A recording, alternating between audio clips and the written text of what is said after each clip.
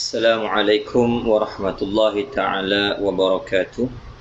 A'udzu billahi minasyaitonir rajim. Bismillahirrahmanirrahim. Al-Fatihatu bil qabul wa tamami kulli sulin wa ma'mul wa salahi sya'ni zahira wa batina fid dini wa dunya wal akhirah dafi'atan li kulli syar jalibatan li kulli khair lana wa liwalidina wa li ahbabina wa li masyaikhina wa li muallimina ma'al litfi wal afiyah wa ala niyati anna Allah yunawwir qulubana wa qawalibana ma'al huda wa tuqa wal afafi wal ghina wal mauti ala dinil islam wal iman bila mihnatin wala imtihan bihaqi sayyidina waladi adnan wa ala kulli niyatin salihah wa ila hadratil habib sayyidina Muhammadin sallallahu alaihi wa alihi wa sahbihi wasallam. Al-Fatihah. A'udzu billahi minasyaitonir rajim. Bismillahirrahmanirrahim. Alhamdulillahi rabbil alamin arrahmanir rahim maliki yaumiddin iyyaka na'budu wa iyyaka nasta'in ihdinas siratal mustaqim siratal ladzina an'amta 'alaihim ghairil maghdubi 'alaihim waladdallin amin. Hamdan li rabbin khassana bi Muhammadin wa anqadhana min zulmatil jahli wad dayajir. Alhamdulillahilladzi hadana bi 'abdihi al-mukhtari man da'ana ilaihi bil izni wa qad nadana labbaika ya man dallana wa hadana. Allahumma salli ala sayyidina Muhammadin al-fatihi lima ughliqa wal khatimi lima sabaqa nasiril haqqi bil haqq wal hadi ila siratikal mustaqim wa ala alihi haqqa qadrihi wa miqdarihi al-azim. Subhanaka la ilma lana illa ma 'allamtana innaka antal alimul hakim. Rabbi shrah li sadri wa yassir li amri wahlul 'uqdatam min lisani yafqahu qawli. Allahumma akhrijna min zulumatil wahmi wa akrimna bi nuril fahmi waftah 'alaina bi ma'rifatil ilmi wa hassin akhlaqana bil hilmi wa sahhil lana abwaaba fadlik wanshur 'alaina min khazaini bi rahmatika ya arhamar rahimin. Subhana rabbika rabbil izzati amma yasifun wassalamun alal mursalin walhamdulillahi rabbil alamin. Alhamdulillah, puji dan syukur kita kehadrat Allah Subhanahu wa taala, Tuhan yang senantiasa mengurnia serta melimpahkan anugerah, nikmat, taufik, hidayah dan inayah ke atas diri kita semua, serta Allah Subhanahu wa taala anugerahkan ke atas kita kurniaan nikmat, kesihatan, waktu dan kesempatan.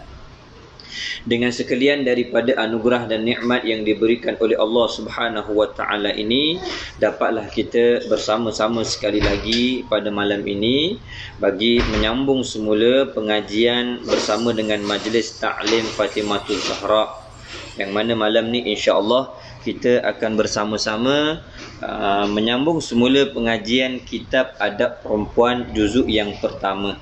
Jadi mudah-mudahan insya-Allah dengan kebersamaan kita pada waktu yang ada ini, dengan sedikit kita meluangkan waktu melihat serta mempelajari dan berusaha untuk memahami kalam-kalam ulama ini, Allah Subhanahu wa taala akan membukakan kepada kita pintu-pintu hidayah menuju kepada keridaan Allah Subhanahu wa taala. Amin ya rabbal alamin.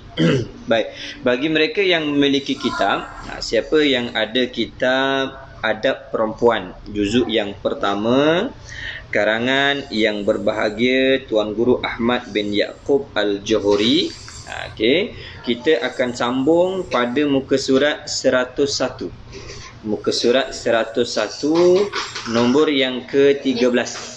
Okey, muka surat 101 nombor yang ke-13, masih lagi pada bab membicarakan tentang adab berkata-kata. Okey. Yang ke-13, qala muallifu rahimahullahu taala wa nafa'ana bi ulumihi fid daraini amin ya rabbal alamin. Yang ke-13, hendaklah ia perempuan membiasakan berkata-kata itu benar, maka terlebih baik terlebih baik dia mati dengan hak dan benar daripada hidup dengan kedustaan. Maka apabila ia takut akan perangai yang kekurangan ini, jadilah hatinya itu kasihkan benar, dan jadilah ia sebaik-baik dan semulia-mulia perempuan kelak. Jadi yang ke-13 pengarang kitab kita ni, dia menyatakan hendaklah ia seorang perempuan secara khususnya. Adapun secara umumnya, tak kira lelaki dan perempuan, perlulah membiasakan berkata-kata itu benar. Iaitu perlulah dalam kehidupannya itu senantiasa untuk berkata dengan perkataan benar. Sampai bila? Sampai kita dikenali sebagai orang yang benar. Tu. Maknanya pada setiap waktu dalam kehidupan kita ni perlulah senantiasa berkata dengan perkataan yang benar. Walaupun perkataan benar itu pahit dan berat untuk kita nyatakan, maka kita perlu untuk menyatakan kebenaran. Sampai tahap macam tu sekali. Biasakanlah kehidupan ini dengan berkata-kata dengan perkara yang benar. Sejak bila? Sejak daripada kecil. Ibu bapa bertanggungjawab mengajar kepada anak-anaknya supaya berkata benar. Apabila dilihat dan diperhatikan ada di antara anak-anaknya yang sudah mula pandai berdusta, maka wajiblah bagi ibu bapa itu memberikan teguran ataupun nasihat supaya apa? Supaya anak itu kembali untuk berkata dengan perkataan yang benar. Kerana kalau kita lihat pada kuliah yang terdahulu, Nabi kita Muhammad sallallahu alaihi wasallam telah menyatakan bermula segala kejahatan itu berpuncanya daripada kebohongan. Apabila seseorang itu sudah mula berbohong, daripada kebohongan itu akan merebaklah kepada kejahatan-kejahatan yang lain. Sebab itulah ibu bapa mesti perlu memastikan anak-anaknya itu sentiasa berkata dengan perkataan-perkataan yang benar, dan menjadi satu kewajipan dan tanggungjawab bagi ibu bapa itu mengajarkan anak-anaknya supaya sentiasa berkata dengan perkataan yang benar. Sejak bila? Sejak daripada dia mula pandai berkata-kata tu, kita dah kena ajar dah dengan benda-benda yang betul. Bagaimana anak tu nak mengetahui tentang sesuatu yang betul dan yang tak betul? Kita sebagai ibu bapa ni perlu sentiasa menzahirkan perkara yang benar di hadapan anak-anak kita. Dalam berbicara, dalam berkelakuan, dalam buat sesuatu perbuatan di hadapan anak ni, mestilah ibu bapa tu mencontohkan perkara-perkara yang betul. Kalau dah ibu bapa itu sendiri mengamalkan dalam kehidupannya itu kedustaan, maka tak dapat tidak anak ini akan mencontohi daripada apa yang dia lihat dan apa yang dia dengar. Okey, jadi hendaklah, ini satu kewajipan dalam kehidupan kita ni, kena senantiasa membiasakan untuk berkata-kata dengan perkataan yang benar. Bahkan bukan sahaja perkataan benar, kelakuan itu juga mesti benar.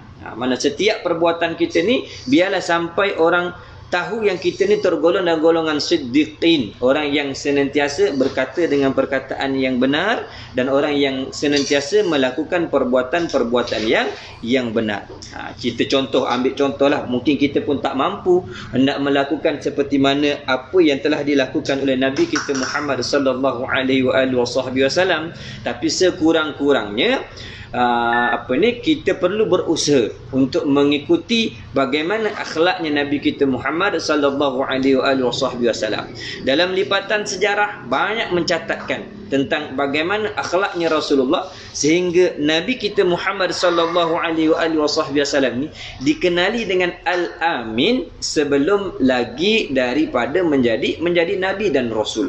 Mana dikenali sebagai orang yang dipercaya, orang yang amanah pada perbuatannya, amanah pada pertuturannya, amanah pada kelakuannya. Sejak daripada bila? Sejak daripada sebelum menjadi Nabi dan Rasul lagi, Rasulullah sallallahu alaihi wasallam telah dihiasi oleh Allah Subhanahu wa taala dengan kelakuan-kelakuan yang baik. Maka begitulah Nabi kita Muhammad sallallahu alaihi wasallam, ketika Nabi mengetahui dirinya telah dijaga adab dan akhlaknya sejak daripada kecil, maka Nabi kita Muhammad sallallahu alaihi wasallam memerintahkan atas ibu bapa supaya memelihara adab, akhlak, kesopanan, kesantunan anak itu bermula daripada kecil lagi.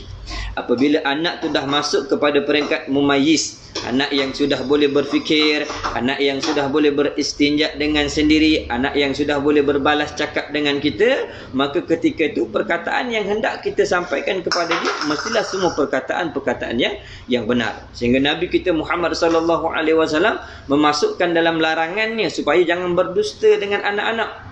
Apabila Nabi sallallahu alaihi wasallam melihat ada sebahagian daripada sahabiah mereka memujuk anak-anak mereka supaya ikut kata mereka dengan menawarkan sesuatu perkara. Bila nak panggil anak tu dia kata, mari sini, mari sini. Ni Umi ada kurma, Umi ada hadiah ni. Tapi bila sampai tidak ada. Sekadar untuk memancing anak tu datang kepada mereka. Bila kelakuan ini sampai kepada Nabi kita Muhammad sallallahu alaihi wasallam, maka Nabi kita Muhammad sallallahu alaihi wasallam menyatakan, jangan kamu berdusta kepada anak-anak. Kerana apa? Perbuatan itu termasuk pendustaan terhadap anak-anak. Anda kena jaga baik-baik dah. Jadi maknanya hendaklah ia membiasakan berkata-kata itu benar. Maka sehingga membiasakan diri dengan berkata-kata benar tu, maka terlebih baik dia, iaitu seseorang itu mati dengan hak dan benar. Lebih baik kita mati dalam keadaan menjadi orang yang benar pada pertuturannya, benar pada perbuatannya, daripada hidup dengan penuh kedustaan. Baik mati, maksudnya baik mati dalam keadaan dikenali sebagai orang yang benar, daripada kita hidup dikenali sebagai orang yang berdusta. Maka apabila ia perempuan itu, maka apabila ia perempuan takut akan perangai yang kekurangan ini. Mana kekurangan ni? Mana perangai yang kekurangan? Iaitu hidup dengan berdusta. Apabila perempuan ni takut dengan perangai berdusta ini, jadilah hatinya itu kasihkan benar. Maka dia sukalah kepada kebenaran.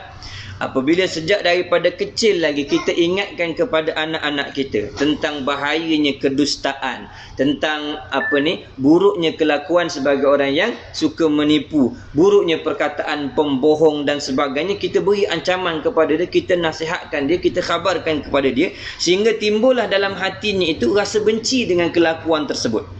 Dia benci dengan pendustaan, dia benci dengan kebohongan, sehingga timbullah dalam hatinya itu rasa kasih kepada kebenaran. Rasa kasih kepada kebenaran.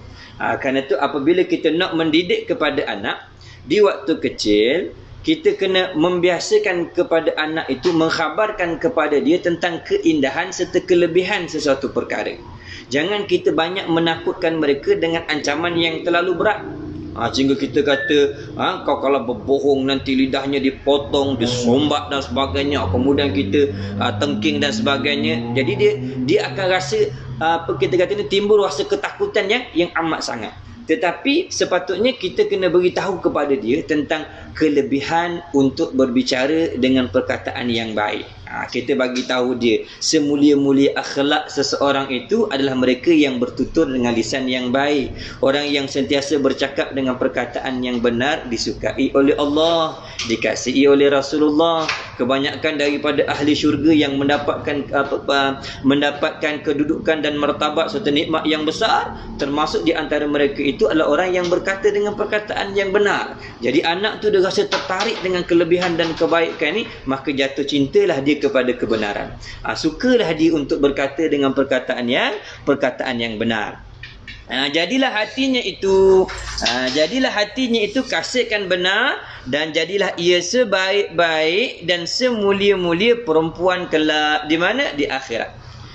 Ketika di dunia dia sudah menjadi perempuan yang mulia, bahkan di akhirat kelak juga dikenali sebagai perempuan yang memiliki kemuliaan. Kenapa? Ketika di dunia lisannya itu sentiasa berkata dengan perkataan yang benar, perbuatannya itu senantiasa melakukan perkara-perkara yang benar. Tetapi sebaliknya, andainya dia melazimi kehidupannya itu dengan pendustaan, suka berbohong, suka menipu, bukan saja pada perkataan, bahkan pada perbuatannya juga tidak membetuli dengan perkataannya, maka dia akan menghadapi nasib sebaliknya. Kalau orang yang berkata benar, dia ni dipandang mulia di sisi Allah, dipandang mulia di sisi makhluk-makhluk Allah, dan dia akan mendapat kelebihan kelak di akhirat, maka orang yang berdusta ini mereka akan mendapat sebaliknya. Dia akan mendapat kecelaan di sisi Allah Subhanahu wa taala. Nabi kita Muhammad sallallahu alaihi wasallam ada menyatakan tentang buruknya seseorang itu bila dia banyak berbicara. Kenapa? Kerana kebiasaannya pendustaan ini bermula apabila seseorang itu banyak berbicara. Nabi menyatakan man kasura kalamuhu kasura saqatuhu wa man kasura saqatuhu kasurat zunubuhu wa man kasurat zunubuhu kanatin naru aula bihi. Barang siapa yang banyak berbicara, yakni banyak cakap, jadi orang tak berhenti-henti daripada berkata-kata, sehingga terkadang perkataannya itu banyak terkeluar daripada kebenaran. Siapa yang banyak berbicara, Nabi kata, maka banyaklah kesilapannya, maka banyaklah kesalahannya, maka banyaklah kekeliruannya. Dan barang siapa yang banyak kesalahannya, barang siapa yang banyak kesilapannya, maka banyaklah dosanya. Lazimnya macam itulah. Bila dah banyak sangat berbicara, maka banyak silap. Terkadang berbicara itu termasuk sampai kepada menfitnah, terkadang sampai kepada mengumpat, terkadang sampai kepada mengadu domba, dan terkadang sampai kepada berdusta. Jadi apabila banyak bicara, maka banyaklah terbuka kepada segala kesilapan. Dan apabila banyak kesilapan dan kesalahannya, maka banyaklah dosanya. Maka bertambahlah dosanya.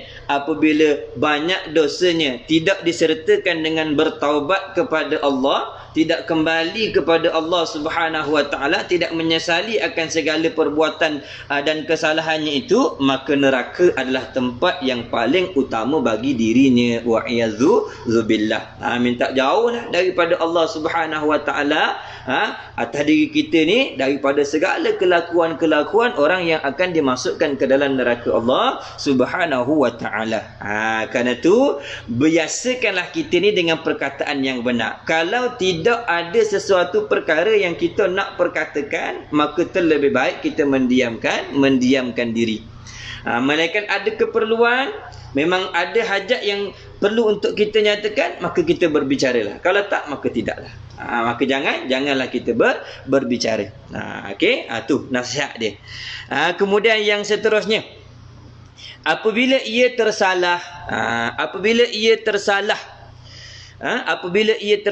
yakni tersalah pada berbicara lah, mungkin tersilap cakap, ataupun mungkin ada berlakunya pendustaan, ataupun adanya tersalah fakta dan sebagainya.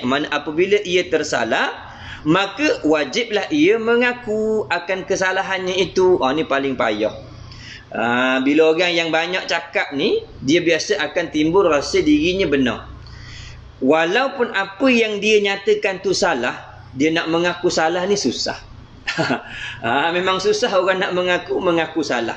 Lagi-lagi kalau yang berkata-kata tu termasuk orang yang ada pengaruh, orang yang ada kedudukan, orang yang ada pengikut, orang yang ada kelebihan. Jadi apabila dia berkata dengan perkataan yang salah, kemudian orang tegurlah dia tu berkata dengan perkataan yang salah. Kalau dia ada sifat nakkan kemasyhuran, dia takut malu, dia takut nanti pengikutnya lari dan sebagainya, maka dia tidak akan mengaku kesalahannya. Itu perbuatan yang buruk. Kerana sebaik-baik orang yang melakukan kesalahan adalah orang yang bersedia mengaku kesilapan dan bersedia untuk memperbetulkan kesilapan dan kesalahan dirinya. Ini orang yang mulia di sisi Allah Subhanahu wa taala. Jadi apabila ia tersalah, apabila seorang perempuan yang tersalah cakap, sama ada berdusta ataupun mengumpat ataupun fitnah dan sebagainya, maka wajib pada syarak, Ia mengaku akan kesalahannya itu. Dia kena mengaku. Kalau dia mengumpat kepada orang, dia kena mengaku depan orang tu. Kena minta maaf, saya dah mengumpat kepada awak.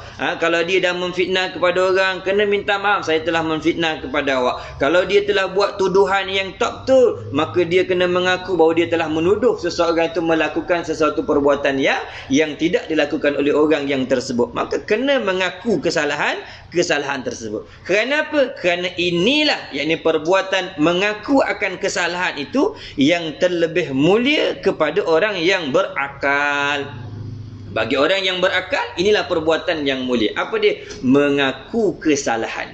Bukan sahaja mengaku kesalahan kita di sisi Allah dengan bertaubat dengan taubatan nasuha, tetapi kita mengaku di sisi makhluk yang kita pernah melakukan kesilapan, yang kita pernah melakukan kesalahan, yang kita pernah melakukan keterlanjuran dengan lisan kita.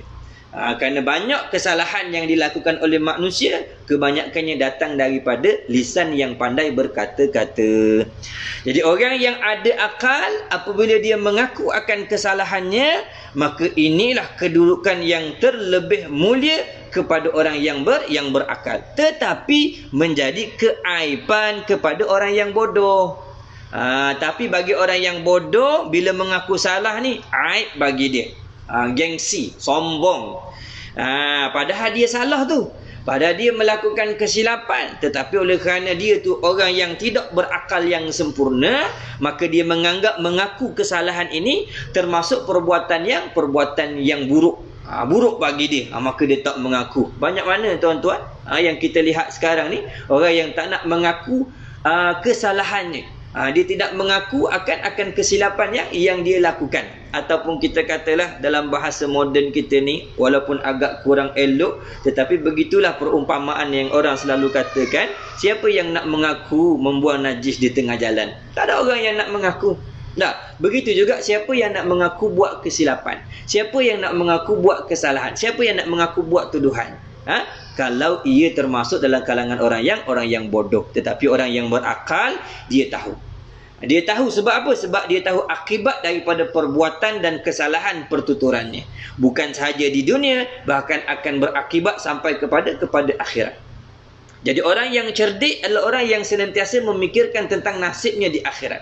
Walaupun di dunia mungkin dia terlepas setelah dia menuduh orang, ataupun dia berbohong kepada orang, ataupun dia menfitnah kepada orang, ataupun dia mencaci dan maki kepada orang. Di dunia mungkin dia terlepas, tetapi di akhirat dia tak terlepas. Jadi orang yang berakal adalah orang yang senantiasa menghitung jatuh nasibnya di sisi Allah Subhanahu Wa Taala. Orang yang sentiasa melihat apakah yang akan dipertanggungjawabkan atas dirinya nanti. Terhadap lisannya, terhadap pendengarannya, terhadap matanya, terhadap seluruh anggotanya, apakah yang akan dia tanggung nanti kalau di dunia dia melakukan kesalahan ataupun maksiat kepada orang lain.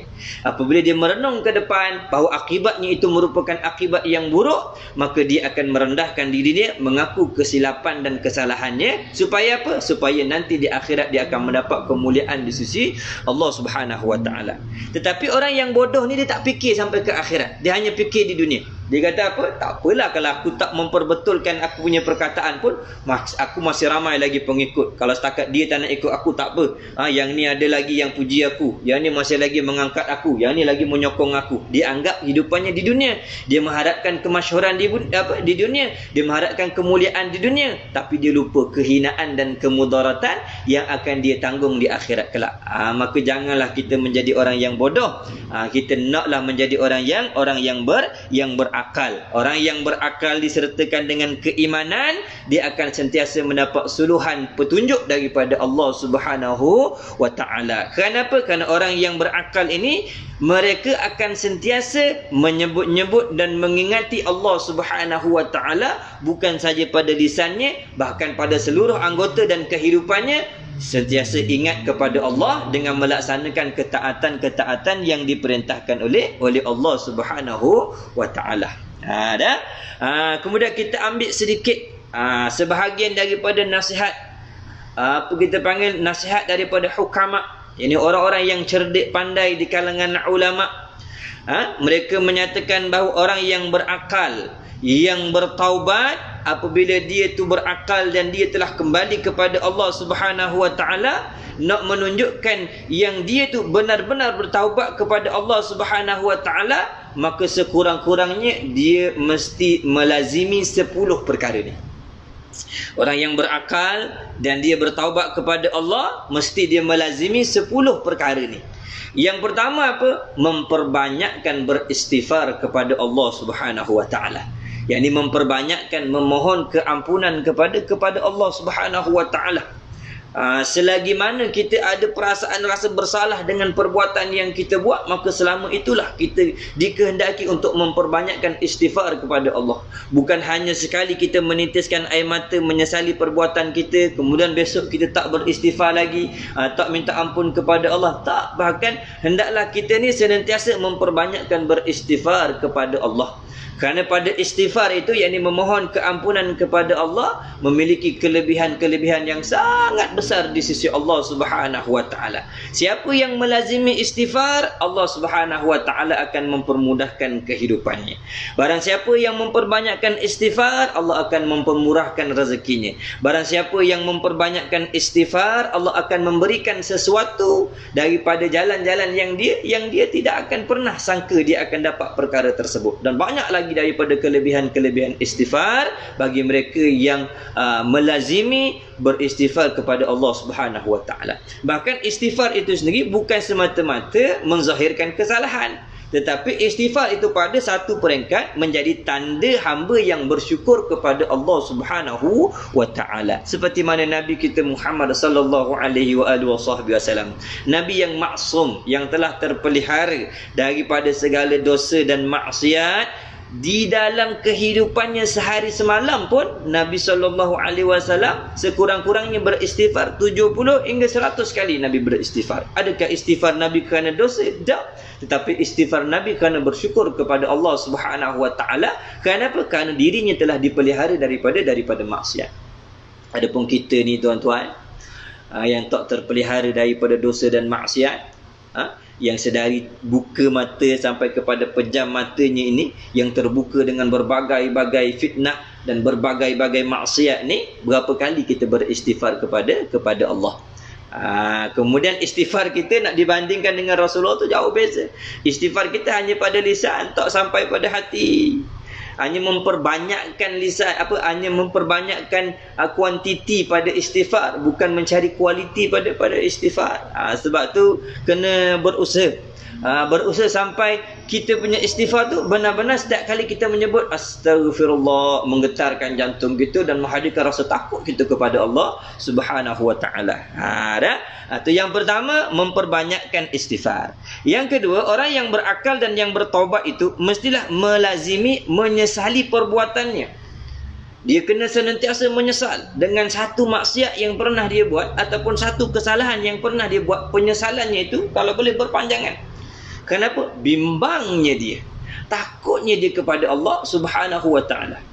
Nabi kita Muhammad sallallahu alaihi wasallam menyatakan, orang yang beriman itu memandang dosa yang ia lakukan walaupun kecil seumpama apa? Seumpama bukit yang besar di atas kepala. Maksiatnya kecil je, kesalahannya kecil je, tetapi dia bayangkan bahawa dosa yang dilakukan tu terlalu besar seumpama bukit atas kepala yang akan menimpa dia. Bagaimana bila kita duduk di atas sesuatu yang amat besar duduk atas kepala kita ni, yang dalam keadaan memang tunggu masa nak jatuh atas kepala kita. Bimbangnya kita. Kenapa? Bila masa saja ni boleh runtuh, bila runtuh ranak kita. Begitu orang yang beriman, dalam hatinya bila melakukan satu kesalahan, bila melakukan satu dosa, ya Allah, beratnya lah, lalai dah aku ni, banyaknya lah kesalahan yang aku buat, padahal sikit je lakukan. Tetapi orang-orang yang munafik, mereka menganggap dosa yang mereka lakukan seumpama apa? Seumpama lalat yang hinggap di hidung. Bagaimana keadaan lalat yang hinggap di hidung kita? Bila lalat terbang, dia hinggap saja, kita biasa buat tepis. Kacau lah. Maksudnya apa? Menganggap ringan dosa dan maksiat yang dilakukan. Itu sifat-sifat yang adalah sifat yang ada dalam hati-hati orang yang munafik. Mereka menganggap ringan maksiat dan dosa yang mereka lakukan. Walaupun dosa yang mereka lakukan tu terlalu besar, tetapi mereka menganggap dosa tu terlalu kecil. Mereka menganggap dosa yang besar itu kecil, dan dosa yang kecil itu seumpama tidak ada kesalahan. Jangan sampai ada sikap seumpama ini dalam diri kita. Sebab itulah kita kena sentiasa menyesali perbuatan kita. Allah Subhanahu wa taala pun menyatakan dalam Al-Quran bahawa sesungguhnya Allah sangat kasih kepada apa? Innallaha yuhibbut tawwabin. Sesungguhnya Allah Subhanahu wa taala ni sangat kasih kepada siapa? At-tawwab, yakni orang yang memperbanyakkan bertaubat kepada Allah. Bukan sekali saja, tapi sentiasa memperbanyakkan menyesali kesalahannya, mengakui kesilapannya, dan berusaha untuk kembali taat kepada Allah Subhanahu wa taala. Itu yang kedua, meninggalkan menyesali perbuatannya. Kemudian yang ketiga, orang yang berakal yang bertaubat itu mesti segera meninggalkan perbuatan dosa tersebut. Mesti kena bersegera. Kalau benda tu termasuk dalam maksiat, jangan bertangguh-tangguh.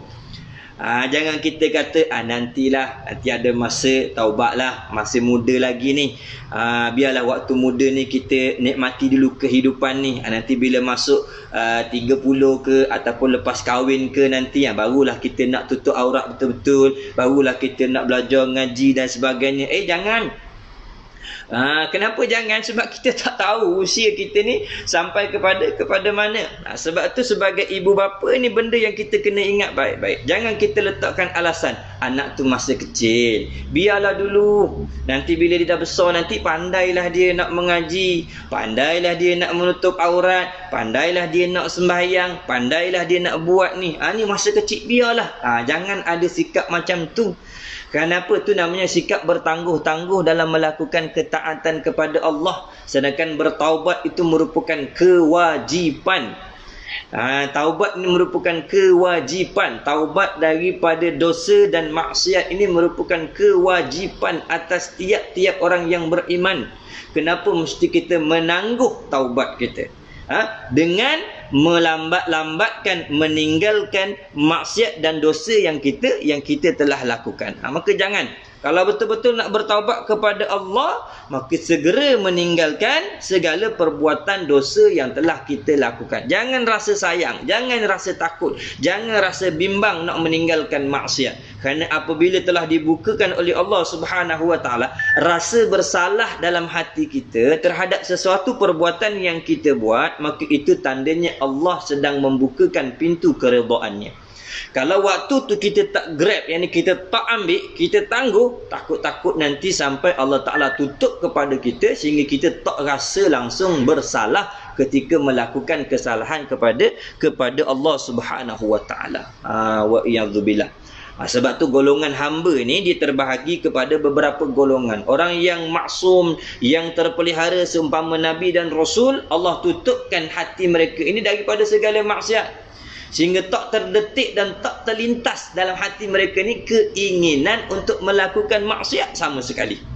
Ni pada hati para Nabi ni keimanan mereka sehingga tak terbuka pintu maksiat ni. Keinginan bermaksiat tu tak ada langsung. Sebab tu tak berlaku pada pertuturan mereka, perbuatan mereka, segala perkara-perkara yang dilarang oleh Allah. Kenapa? Allah tak letak di hati mereka itu akan keinginan untuk melakukan maksiat. Ada sebahagian daripada golongan yang mahfuz, dipelihara juga, yang mana mereka itu dibukakan keinginan untuk bermaksiat, tetapi Allah Subhanahu wa taala segera memberikan hidayah kepadanya sehingga sebelum dia melakukan maksiat ditutup pintu keinginan tu sehingga dia kembali kepada Allah Subhanahu wa taala.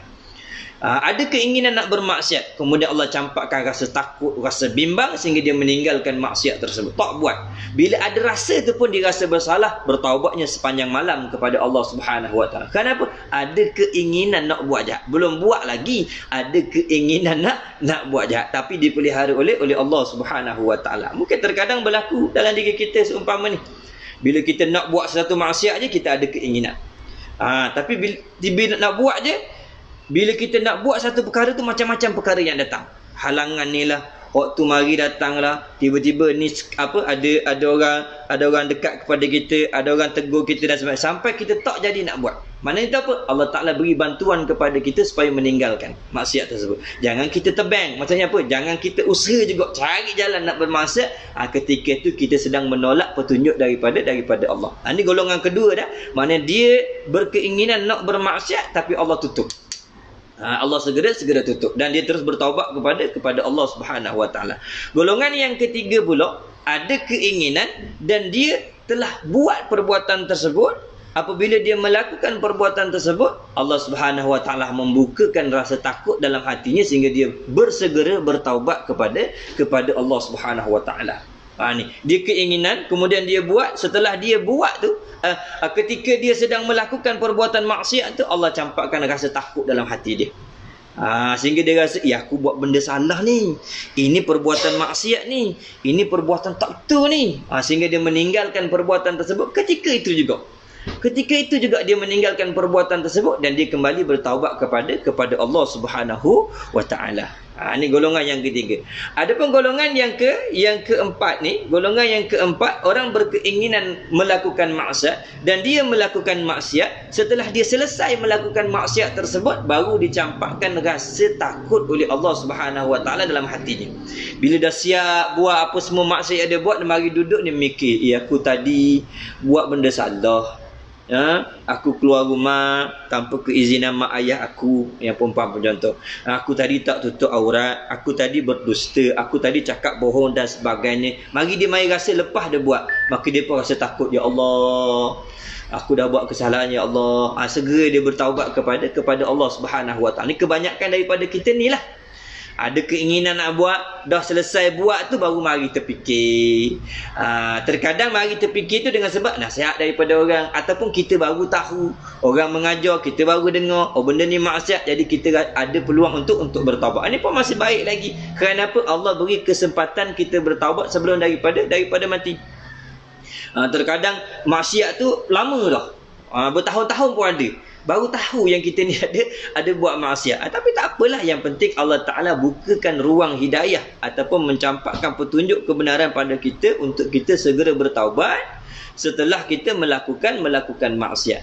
Dan yang paling hina sekali, golongan yang kelima, iaitu golongan yang telah ditutup pintu taubat oleh Allah Subhanahu wa taala. Siapa dia? Orang yang berkeinginan, kemudian dia melakukan maksiat, tetapi Allah Subhanahu wa taala tidak campakkan dalam hatinya itu penyesalan, sehingga dia mati berkekalan dalam melakukan maksiat kepada Allah Subhanahu wa taala. Kalau maksiat itu termasuk kekufuran, wa yazubillah. Kenapa? Dia akan kekal selama-lamanya dalam neraka Allah Subhanahu wa taala. Tapi kalau maksiat itu termasuk dalam dosa-dosa yang besar, dia tetap akan dimasukkan ke dalam neraka kerana tidak bertaubat sebelum daripada matinya. Maka itu pun termasuk sebahagian daripada azab seksa daripada Allah Subhanahu wa taala. Okey, jadi segeralah meninggalkan perbuatan dosa tersebut. Allah nyatakan dalam Al-Quran, wasari'u ila maghfiratin min rabbikum. Bersegeralah kamu. Wasari' ni maksudnya bersegera, macam seolah-olah berlomba-lombalah kamu ni menuju kepada pengampunan yang disediakan oleh Allah Subhanahu wa taala. Kenapa? Orang yang bersegera mengejar pengampunan Allah, orang yang bersegera mengakui kesilapannya di sisi Allah, Allah telah menyediakan syurga yang luasnya itu melebihi daripada langit dan bumi. Allahu Akbar. Kasihnya Allah Ta'ala kepada hambanya, walaupun banyak kali melakukan maksiat, walaupun banyak kali melakukan kesalahan, Allah tetap bersifat dengan Ghafurur Rahim, bersifat dengan Maha Pengampun dan Maha Pengasih kepada siapa? Kepada semua hambanya. Yang penting hamba tu bersedia untuk mengakui kesalahannya, mengakui kesilapannya dan bertaubat kepada Allah Subhanahu wa taala. Yang ketiga maknanya meninggalkan perbuatan dosa tersebut. Setiap daripada kita tak terlepas daripada melakukan dosa melainkan Nabi dan Rasul. Maka setiap daripada kita perlu menjalani apa yang diperkatakan oleh ulama ni, iaitu memperbanyakkan istighfar, yang kedua menyesali perbuatan, yang ketiga meninggalkan perbuatan dosa yang tersebut. Yang keempat apa? Berjanji tidak akan mengulangi perbuatan dosa itu untuk selama-lamanya. Berjanji kepada siapa ni? Berjanji kepada Allah. Berjanji kepada Allah yang kita ni takkan melakukan lagi dosa itu untuk selama-lamanya. Mana takkan pernah sekali-kali kita nak mengulangi dosa yang kita telah lakukan. Maknanya kalau kita dah berkata yang kita ni dah bertaubat, tapi dalam hati ada keinginan nak buat, mana taubat kita belum sempurna. Orang yang taubatnya diterima oleh Allah Subhanahu Wa Taala, di antara sifat yang Allah Taala campakkan dalam hatinya, dia merasa benci untuk kembali kepada kemungkaran, seperti mana bencinya dia dimasukkan ke dalam neraka Allah Subhanahu Wa Taala. Tetapi kalau kita dah kata kita dah bertaubat, tapi dalam hati ni masih ada nanti kalau ada kesempatan ni boleh buat mulalah, tapi buat masa ni tak buat lagi lah. Contoh mana ada panggil keinginan nak buat, mana tak sempurna lagi dosa taubat kita tu di sisi Allah Subhanahu Wa Taala. Nah, mana berjanji kepada Allah yang kita tak akan ulangi. Apabila dosa yang telah kita lakukan kita bertaubat dan tak janji, dan kita janji untuk tak mengulangi lagi, maka dosa ni ibarat telah dihapuskan oleh Allah Subhanahu Wa Taala. Baik. Yang kelima, orang yang berakal yang bertaubat kepada Allah Subhanahu Wa Taala, apa sifat yang perlu lagi ada pada dirinya? Mesti ada sifat mencintai akhirat. Mestilah ada sifat rasa suka kepada kehidupan yang lagi akan datang. Jadi apa tanda orang tu cinta kepada akhirat? Dia memperbanyakkan amalan-amalan yang memberi kesenangannya untuk hidup di akhirat. Dia cinta kepada ibadah, dia cinta kepada ketaatan, dia cinta kepada amalan soleh, dia cinta kepada akhlakul karimah, yakni akhlak yang baik. Dia cinta kepada menuntut ilmu, dia cinta kepada perkara-perkara yang disukai oleh Allah Subhanahu Wa Taala. Itu bukti tanda orang cinta ke akhirat. Kalau ada yang kata aku nak masuk dalam syurga tapi dalam keadaan goyang kaki, buat maksiat, boleh ke? Tak boleh. Itu namanya orang yang berangan-angan sahaja. Orang yang berangan-angan dipanggil panjang angan-angan. Banyak kita ni nak masuk syurga, nak dapat nikmat tu, tapi bermalas-malasan. Bermalas-malasan, yakni tak lakukan perkara yang melayakkan dia untuk dapat nikmat syurga. Syurga tu bukan perkara yang murah. Syurga itu bukan perkara yang mudah. Walaupun keindahannya itu sering sering digambar-gambarkan dengan keindahan yang tak ada tandingannya, kerana itu dia merupakan satu perkara yang sukar untuk didapati. Syurga itu satu kenikmatan yang Allah Ta'ala berikan hanya kepada hamba-hambanya yang mukhlisin. Ini hamba yang benar-benar mengharapkan redha Allah ketika di dunia ini, beramalnya hanya untuk mendapatkan cinta dan kasih kepada Allah Subhanahu Wa Ta'ala. Mana kalau kita cinta kepada akhirat, jadi tandanya apa? Kita memperbanyakkan ketaatan kepada Allah. Kalau kita kata cinta kepada akhirat tapi masih lagi bermaksiat, kalau bercakap masih lagi berdusta, kalau keluar daripada rumah masih lagi membuka aurat, masih lagi berhubungan dengan lelaki-lelaki ajnabi, masih lagi nak mencerita keburukan orang, masih lagi nak mengumpat, masih lagi buat benda-benda yang tidak berfaedah, itu tandanya kita belum lagi kasih kepada akhirat. Itu yang kelima, mesti ada rasa cinta kepada akhirat. Yang keenam, lawan bagi cinta akhirat apa dia? Membenci ataupun bersederhana dalam urusan keduniaan. Maksudnya bukan kata tak boleh langsung, maksudnya bersederhana dalam urusan keduniaan, mengambil sekadar keperluan untuk meneruskan kehidupan dan mendapatkan kesempurnaan dalam menunaikan ibadah kepada Allah Subhanahu Wa Taala. Ini tak mencari-cari kesenangan, tak mencari-cari kemasyhuran, tak mencari-cari kemewahan, tetapi tidak menolak jika ia diberikan oleh Allah Subhanahu Wa Taala. Dengan dunia ni kita kena jual mahal sebenarnya, tuan-tuan. Apabila ada dalam diri kita ini kasih kepada akhirat dan terzahir pada anggota kita ini perbuatan-perbuatan orang yang kasih kepada akhirat, dunia itu melutut kepada kita. Dunia itu akan datang kepada kita. Yakinilah tu. Tetapi ketika kita meletakkan cinta dunia itu melebihi daripada cinta kepada akhirat, maka akhirat ni dia tak akan datang kepada dunia kita. Kerana akhirat ni benda yang mulia. Akhirat ni perkara yang mulia, maka perkara yang mulia tak akan datang kepada kehinaan. Adapun dunia ni satu perkara yang hina. Dunia di sini maksudnya perhiasannya lah, dunia dan perhiasannya itu.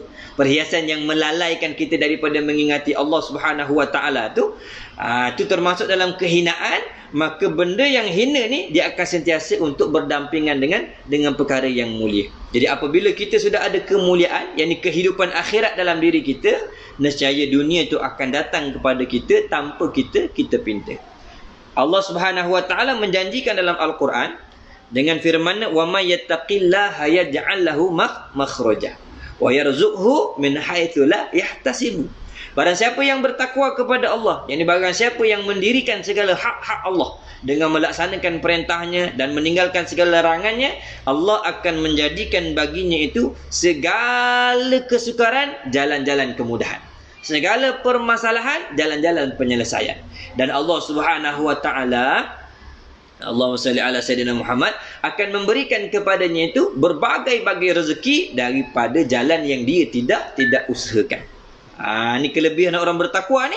Yang dunia itu datang kepada dia mengikut kehendak dan qadar yang telah ditentukan oleh Allah Subhanahu wa taala. Jadi tanda orang yang bertaubat, orang berakal yang bertaubat, iaitu ada dalam dirinya itu sifat benci berlebih-lebihan terhadap dunia, dan kehidupannya itu sederhana. Jika dia mendapat kelebihan daripada dunia, maka dia tak lupa untuk menjadikan kelebihannya itu sebagai amalan akhirat. Dapat harta banyak, diinfakkan. Dia dapat kelebihan pangkat dan kedudukan, digunakan untuk menegakkan agama Allah Subhanahu wa taala. Diberikan kemasyhuran, diberikan pengikut yang ramai dan sebagainya, dijadikan kelebihan itu sebagai jalan-jalan untuk dia berikan petunjuk supaya orang pun dapat keredaan Allah Subhanahu wa taala. Kalau yang macam tu tak mengapalah. Dunia ni hina apabila kita ambil sehingga kita lupa kepada akhirat. Adapun kalau dunia yang kita miliki senantiasa membuatkan kita bertambah baik ketaatan kita kepada Allah, maka itu tak dipanggil dunia. Itu tak dipanggil dunia. Jadi perkara yang dikatakan dunia itu setiap perkara yang melalaikan dan menjauhkan kita daripada Allah. Hatta kita melakukan perkara yang berupa ibadat pun terkadang dihitung sebagai perbuatan dunia. Orang solat, orang mengaji, orang perempuan menutup aurat contohnya. Orang yang mengajar, para ulama dan sebagainya, para ustaz dan sebagainya, kalau dia niatkan tujuan dia buat perbuatan akhirat itu solat, mengaji, tutup aurat, mengajar dan sebagainya, itu termasuk perbuatan akhirat. Tetapi dalam hatinya, jika dia mengharapkan pujian orang, dia mengharapkan kemasyhuran, dia mengharapkan kedudukan, dia mengharapkan pemberian harta daripada manusia, maka niatnya bukan kerana akhirat, niatnya kepada dunia. Maka amalan akhirat zahirnya, tetapi hakikatnya amalan dunia. Tetapi kalau ada orang yang buat rupa perbuatan dunia, bekerja, bertukang, jadi doktor dan sebagainya, tetapi di hatinya itu dengan niat untuk melaksanakan ibadah kepada Allah, maka amalan dunia dihitung sebagai perbuatan akhirat. Dengan syarat perbuatan dunia itu tak melanggar segala perkara-perkara yang telah ditetapkan oleh syarak. Okey. Tu yang keenam. Orang yang bertaubat, orang berakal yang bertaubat mesti ada sifat membenci dan ataupun bersederhana dalam urusan dunia. Kemudian yang ketujuh, apa sifat-sifat dia? Orang yang berakal yang bertaubat kepada Allah, dia tidak akan berbicara melainkan lisannya itu berbicara tentang perkara-perkara yang bermanfaat saja. Ini tanda orang yang bertaubat. Dan benar taubatnya, lisannya itu tidak akan lagi berkata dengan perkara-perkara yang sia-sia. Kalau lisannya itu masih lagi berbicara dengan perkara-perkara yang sia-sia, seumpama masih lagi mengumpat orang, masih lagi berdusta, masih lagi menghina, masih lagi menggelarkan orang dengan gelaran yang tidak elok, walaupun dia kata dia telah bertaubat daripada dosa yang lalu, itu tandanya taubatnya tak diterima oleh Allah Subhanahu wa taala. Kerana orang yang benar-benar bertaubat, lisannya itu akan senantiasa berkata dengan perkataan-perkataan yang baik. Tidak akan luput daripada lisannya itu kalimah-kalimah zikrullah, zikir kepada Allah. Sama ada istighfar ke, tahlil ke, takbir ke, tahmid ke, tasbih ke, maka akan sentiasa keluar daripadanya. Bahkan dia akan menggunakan pengalaman kehidupannya yang pernah bergelumang dengan maksiat itu sebagai perkara untuk menjauhkan orang lain daripada maksiat yang pernah dia lakukan. Dia akan jadikan lisannya itu sebagai pemberi nasihat kepada orang. Dia akan kata, kau jangan buat benda ni, kau jangan melakukan perkara ni. Kerana apa? Aku pernah melalui apa yang sedang engkau lalui. Aku tahulah akibatnya, aku tahulah buruknya, aku tahulah sesatnya kelakuan ni, maka kau jangan buat. Tu dia gunakan lisan dia. Bukan sebaliknya, dia jadikan lisannya itu sebagai memuji-muji kelakuan diri dia. Ada juga orang yang bermegah-megah dengan dosa yang pernah dia lakukan. Bila dia tengok orang buat gini, kata, alah yang kau buat ni sikit, Aku dulu, oh lebih lagi. Ni sikit sangat. Apa sangat buat macam ni? Aku dulu lagi hebat. Mana tempat yang orang tak kenal aku? Oi, semua kenal. Ni. Oh, dabik dada. Tu perbuatan yang tidak baik. Sebaik-baik maksiat itu yang tersembunyi daripada pengetahuan orang. Dan dia bertaubat kepada Allah dan dia tak pernah mengulangi lagi. Tetapi kalau dosa yang pernah dilakukan dicanang-canang, dimegah-megahkan, digembar-gemburkan, maka dosa itu belum terhapus di sisi Allah Subhanahu wa taala. Tapi kalau nak tahaddus bin nikmah, itu dibenarkan. Contohnya macam mana? Kita nak tahaddus bin nikmah ni, maksudnya kita nak menyebut-nyebut tentang nikmat Allah Taala. Dulu kita pernah melakukan maksiat. Dulu kita memang orang yang bergelumang dengan kegelapan dan sebagainya. Sekarang kita diberikan hidayah dan petunjuk oleh Allah Subhanahu wa taala. Maka kita pun berkata kepada orang, hari ini aku sangat bersyukur kepada Allah Subhanahu wa taala.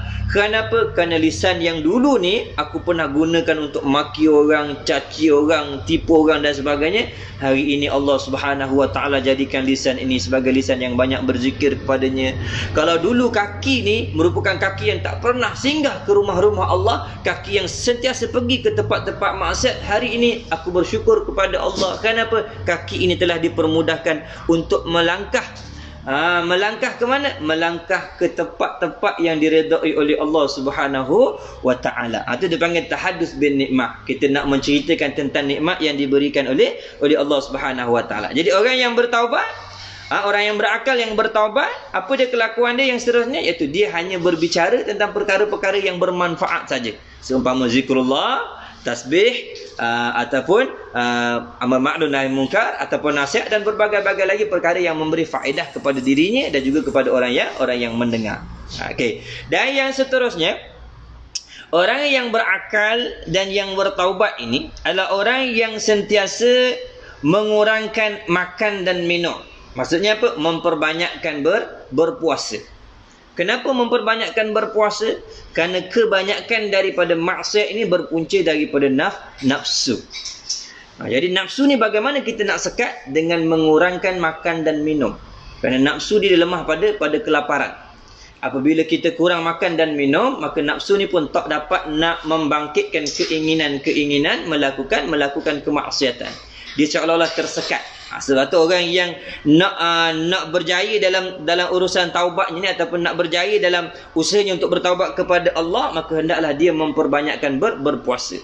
Kerana di antara yang lain, manfaat berpuasa ni dia merupakan penawar ataupun ubat bagi hati kita. Orang yang banyak berpuasa, hatinya akan semakin terang, hatinya akan semakin lapang dan semakin mudah untuk dicampakkan asrar, yakni rahsia-rahsia daripada Allah Subhanahu wa taala. Sebab tu digalakkan sangat orang yang nak bertaubat, dia kena memperbanyakkan berpuasa. Umpama contoh dalam bulan Ramadan kan, bila kita memperbanyakkan berpuasa, lihat bagaimana kalau malamnya kita bertawajuh kepada Allah.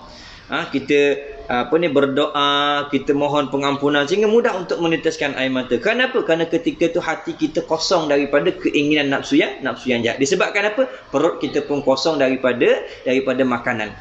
Apabila perut itu telah kosong daripada makanan, maka dia terpelihara daripada makanan-makanan yang syubhat yang boleh menggelapkan hati. Okey. Jadi kurangkan makan dan minum. Dan yang ke-9, orang yang berakal dan yang bertaubat ni orang yang rajin beribadah. Memang zahir pada tanda anggotanya itu, orang yang bertaubat ni orang yang rajin beribadah.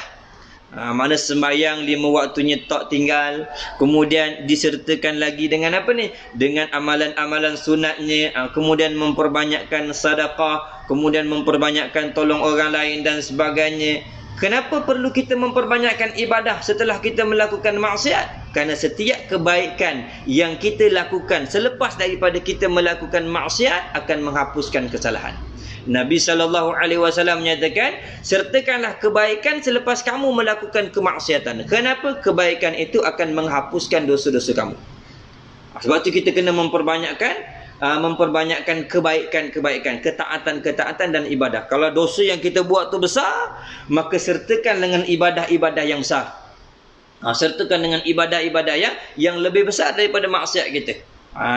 Tu. Sebab tu kita kena usahakan untuk memperbanyakkan beribadah kepada Allah sebagai tanda yang kita ni bertaubat kepada Allah Subhanahu wa taala. Dan yang terakhir, yang ke-10, tanda orang yang berakal dan yang bertaubat itu adalah mereka yang yang melakukan pekerjaan, yakni mengurangkan tidur dan memperbanyakkan bertahajud. Malam ni itu kurang tidur. Dia lebih banyak untuk menghidupkan malam, ihya'ul lail, menghidupkan malam dengan beribadah kepada Allah, sama ada solat ke, berzikir ke, bertasbih ke, ataupun dia bermuhasabah dirinya, kemudian mengakui kesilapannya di sisi Allah Subhanahu wa taala. Mana dia banyak mengurangkan tidurnya, dan digantikan waktu-waktu yang dia tak tidur itu dengan memperbanyakkan ibadah sebagai apa? Sebagai tanda untuk kita kata ni, untuk menutup semula kesalahan-kesalahan yang pernah dia lakukan.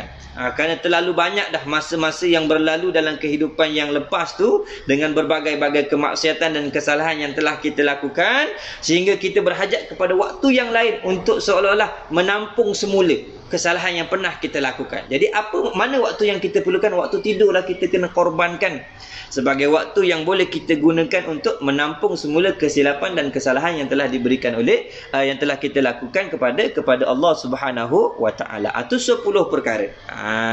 Okey, tu 10 perkara yang mana nanti insya-Allah sebab ada yang minta ni, kita buat point ni insya-Allah lepas daripada kuliah ni nanti kita akan nyatakan semula dan kita akan masukkan dalam kita punya page kita lah, 10 perkara yang perlu dilakukan oleh orang yang bertaubat kepada Allah Subhanahu wa taala. Baik. Sambung semula pada kitab tu. Okey. Jadi apabila ia tersalah, nombor 14 tu, apabila ia tersalah, maka wajiblah ia mengaku akan kesalahannya itu. Apabila kita buat salah kepada manusia, memang wajiblah kita mengaku kesilapan kita tu. Kepada Allah wajib bertaubat, kepada manusia pun kita wajib mengakui kesalahan kita. Baik. Yang ke-15, perkataannya itu, yakni perkataan yang dipertuturkan oleh seorang perempuan itu ibarat daripada terjemahan, yakni salinan fikirannya yang sebenar. Apa yang keluar daripada lisan kita ni ibarat kita kata ni, satu perkara yang menzahirkan apa yang ada dalam akal fikiran kita, apa yang ada dalam hati kita. Sama ada akal ataupun yang berada dalam hati kita. Jadi setiap perkara yang kita tuturkan itu ibarat daripada apa ni? Penzahiran sesuatu yang ada dalam diri kita. Sebab tu kita dituntut supaya apa? Berfikir sebelum berkata-kata. Kerana kebanyakan daripada orang, dengan kebanyakan daripada orang, dia menilai melalui perkataan. Bila dia dengar je kita cakap, orang kata Allah cakap gini, nampak bodoh mu ni. Contoh kalau kita cakap benda yang salah. Jadi apa yang kita katakan tu seolah-olah itulah yang keluar daripada kita. Seperti mana berkatanya para ulama. Mereka menyatakan perkataan ini dia perkataan ataupun kelakuan zahir kita. Jadi bila lisan berkata-kata, ini ibarat daripada perbuatan zahir. Tangan yang melakukan sesuatu ni pun ibarat daripada perbuatan zahir. Kaki yang melangkah pun ibarat daripada perbuatan zahir. Jadi setiap kelakuan yang zahir ini berpunca daripada hati yang menggerakkan dan akal yang memikirkan. Seumpama apa? Seumpama perahan air. Kalau kita masukkan lemon dalam mesin perahan, kan kita masuk lemon, kita pun tekan apa yang akan keluar? Akan keluar air lemon. Maksudnya sesuatu yang diperah di dalam, maka yang keluar itu adalah sesuatu yang ada di dalam. Begitu juga dengan perbuatan kita. Apa yang ada di dalam, apa yang ada di dalam, bila kita melakukan, itulah penzahiran yang ada di dalam hati kita. Kalau kita lihat Al-Imam Al-Ghazali rahimahullahu ta'ala, dalam kitabnya Penawar Bagi Hati, dalam kitabnya Allahumma salli ala Muhammad, Ihya Ulumuddin, dan juga ada beberapa lagi daripada Minhajul Abidin, dan juga kitab karangan Syekh Abdul Qadir Al-Mandili dalam kitabnya Penawar Bagi Hati. Dia menyatakan cara kita nak menjaga hati kita adalah menjaga anggota zahir kita. Cara nak jaga hati iaitu dengan menjaga anggota zahir. Mana dia? Jaga mata, jaga telinga, jaga mulut, jaga tangan, jaga kaki, jaga kemaluan. Supaya apa? Supaya apabila hati itu terpelihara, akan menyebabkan anggota yang zahir pun ikut terpelihara. Dia seolah dia berpusing. Nak jaga hati, kena jaga anggota zahir. Nak jaga anggota zahir, kena jaga hati. Jadi tak dapat tidak, zahir dan batin ni kena pelihara kedua-duanya.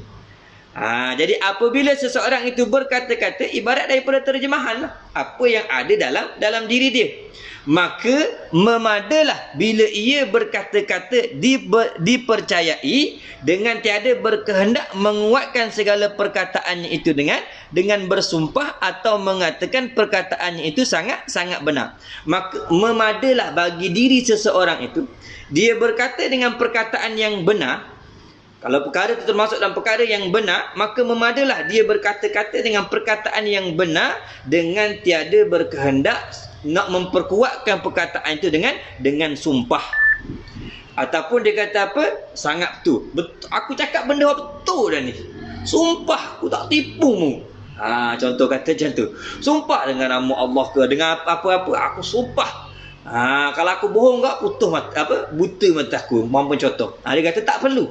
Tak perlu kita nak cakap sampai macam tu sekali. Kalau memang apa yang kita nak sampaikan ni perkara kebenaran, kalau kita nak cakap ni sebagai perkara yang memang betul, maka tak perlu berhajat kepada sumpah. Tak perlu berhajat kepada nak kata benda ni sangat betul. Aku tak bohong sikit pun. Sikit aku tak pelawak kamu. Contohnya. Maknanya kalau benda tu betul, memada dengan kita kata benda tu je lah. Kenapa tu? Benda yang betul tak perlu berhajat kepada nak menekan, nak bersumpah dan sebagainya. Maka barang siapa mengulangi sedikit akan perkataannya itu kerana hendak menyaksikan benarnya, kononnya, nescaya hilanglah kepercayaan orang kepadanya. Andai kata kalau ada orang ni, dia nak bagi orang percaya tu, dia ulang 2-3 kali. Aku cakap betul. Aku tak pelawak kamu. Contohnya lah dia kata kan, ataupun dia kata sumpah aku tak buat. Contoh dia seolah dia tekankan yang dia tu tak cakap bohong, yang dia nak cakap benda tu benda yang betul, ataupun dia kata apa, dia tak berdusta dan sebagainya, sehingga dia mengulang-ulang ataupun dia meletakkan perkataan yang seolah-olah dia bersumpah, dia meyakinkan orang. Dia kata kalau kita buat benda macam tu, seolah-olah kita ni nak membenarkan perkataan. Jadi kalau kelakuan yang seumpama ni, nescaya hilanglah kepercayaan orang kepadanya. Orang macam tak percaya. Sepatutnya kalau benda tu betul, tak berhajat kepada nak bersumpah dan sebagainya lah. Ini cara kita nak mengetahui di antara perkara kebenaran ataupun perkara yang tak benar. Kalau kita nak bercakap benda yang benar, buat apa kita nak takut sampai kita nak kata sumpah dan sebagainya. Kita cakap yang benda betul. Kalau orang tak terima, nak buat macam mana? Tapi yang penting kita dah menyampaikan kebenaran. Kalau orang tak percaya, itu atas dia lah. Kita nak buat macam mana? Yang penting apa yang kita tuturkan ni ialah kebenaran. Yang kita nak bila kita berkata sesuatu ini adalah keredaan Allah. Jadi apabila kita telah menyampaikan suatu kebenaran, perkara yang penting itu telah kita sampaikan, maka Allah telah redha. Sama ada orang nak terima, orang nak percaya ataupun tak percaya, itu atas mereka. Yang penting kita dah nyatakan kebenaran. Jadi di sisi Allah kita termasuk orang yang benar. Adapun kalau di sisi manusia orang nak kata kita pelawak ke, orang nak kata penipu dan sebagainya, itu atas mereka lah. Kita tak boleh nak kata apa-apa. Yang penting Allah Subhanahu Wa Taala dan para malaikatnya menyaksikan lidah kita ni telah mengatakan benda yang benar. Itu tak usah kita nak apa ni. Kalau memang kita ni tak betul biasanya orang yang tak betul ni dia nak orang percaya tu macam-macam benda yang dia buat. Supaya orang percaya, sumpah lah, kemudian bila macam-macam lah kita lihat, tapi sebenarnya benda tak betul, nak meyakinkan orang sampai berdusta kepada orang. Ini tak perlu. Tak perlu kita nak cakap macam tu. Ini perkara yang perlu kita jagalah. Perkara yang benar Allah Subhanahu Wa Taala telah nyatakan dalam Al-Quran. Allah Subhanahu Wa Taala nyatakan dalam Al-Quran, idza ja'al haqq wa zahaqal batil. Apabila kebenaran itu telah datang, maka kebatilan ni akan terhapus. Jangan bimbang. Kalau memang kita di pihak yang benar, insya-Allah Allah Subhanahu Wa Taala akan memelihara kita. Kebatilan itu akan pergi. Pernah berlaku satu peristiwa di zaman Rasulullah sallallahu alaihi wasallam. Berlaku kepada seorang sahabat Nabi sallallahu alaihi wasallam. Dia ada bela seekor unta. Daripada kecil memang unta dia sampai besar. Tiba-tiba datang seorang Yahudi bertemu dengan dia. Yahudi ni kata, engkau telah mengambil unta aku. Jadi sahabat ni kata, ni unta aku bela daripada kecil sampai ke besar, ni unta aku. Apa kata Yahudi ni? Engkau berdusta. Aku ada 4 orang saksi. Ni tengok. Dia nak memperbetulkan perkataan dia. Dia kata, aku ada 4 orang kawan aku yang menyatakan unta ini adalah unta aku. Dia pun bawa 4 orang.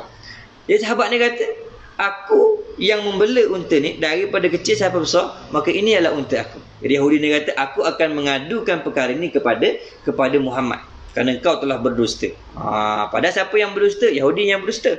Jadi pergilah bawa jumpa Nabi SAW. Bila di hadapan Rasulullah, Yahudi ni kata kepada Rasulullah SAW, wahai Muhammad, sahabat engkau ni telah mengambil unta aku. Nabi kata, apa bukti yang menyatakan unta ini adalah unta engkau? Kemudian Yahudi ni kata, aku bawa datang 4 orang saksi. Ni dalam kehakiman kita, bila 4 orang saksi ni, mana saksi yang nyata, mana kuatlah daripada kalangan lelaki. Ni aku bawa 4 orang saksi yang menyatakan bahawa unta inilah unta aku. Apa kata Rasulullah? Kalau itu hujah kau, itu bahagian kau. Tak apa. Aku nak tanya kepada sahabat aku ni, apa yang akan menjadi saksi kepada engkau yang menyatakan unta ni adalah unta engkau? Apa kata sahabat? Aku tak ada lain, wahai Muhammad, melainkan unta ni lah. Malaikat unta ni yang akan menjadi saksi kepada aku. Sebab apa? Sebab sahabat ni kenal Rasulullah. Sebab dia tahu ni Rasul, ni Nabi. Maka Rasulullah mendekatkan kepalanya itu kepada unta tersebut, dan dia bertanya kepada unta, siapa tuan kau? Unta tu kata, sahabat ni lah. Di hadapan Yahudi tu. Jadi bila unta ni kata, tuan aku ni lah. Rasulullah angkat kepala dia, merah muka tengok pada Yahudi tu. Yahudi tengok muka Rasulullah ni merah je, lari. Dia lari. Terkejut dia, kenapa? Unta tu buat pengakuan bahawa lelaki yang merupakan sahabat ni merupakan tuannya. Ini kata kebenaran tu akan datang. Allah Ta'ala akan zahirkan kebenaran, jangan bimbang. Kemudian Rasulullah tanya kepada dia, apa yang kau amalkan sehingga unta ni boleh bersaksi untuk dirimu? Dia kata, wahai Muhammad, aku ni orang yang tak banyak amalan, dan aku bukan orang kaya seperti sahabat-sahabat yang lain. Tetapi aku pernah mendengar engkau beritahu tentang kelebihan berselawat kepada dirimu. Jadi aku ni setiap kali nak tidur, aku tak pernah lepas, tak pernah lupa untuk mengucapkan selawat kepadamu 10 kali sebelum daripada tidur, dan selepas bangun daripada tidur pun aku bacakan selawat sebanyak 10 kali dan memuji akan nama. Itulah aku rasa aku buat. Nabi kata, wajarlah Allah memberikan rahmat atas dirimu. Nak tunjukkan kebenaran tu akan datang bila kita sentiasa menjaganya. Kalau di dunia tak terzahir kebenaran tersebut, di akhirat tetap Allah Subhanahu Wa Taala akan memberikan kebenaran tu kepada kita. Sebab tu kalau kita hidup di dunia dituduh, dizalimi oleh orang, difitnah dan sebagainya, maka kita serahkanlah kepada Allah Subhanahu Wa Taala. Kenapa? Kebaikan tetap akan datang kepada kita. Tak perlu untuk kita menegakkan sampai kita berusaha perkara-perkara yang melebihi daripada kebenaran syarak, sehingga terkadang benda yang betul pun menjadi salah kita buat. Ini tak payah nak buat, kerana kebenaran itu tetap ada bahagiannya. Kalau tak dapat di dunia, nescaya Allah akan balas setiap orang yang benar itu di mana? Di akhirat.